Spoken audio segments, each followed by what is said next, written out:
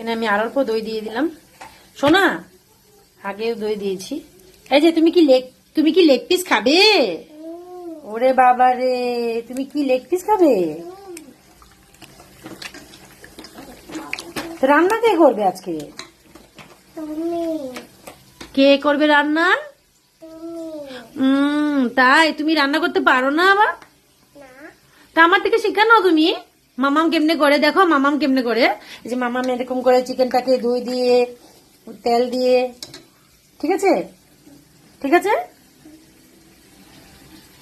দই আর তেল দিয়ে আর অল্প তেল দিয়ে দিয়ে, ঠিক আছে, বেশি করে তেল দিয়ে দিই একদম, ঠিক আছে ঠিক আছে। আসো না, বলো বলো ঠিক আছে।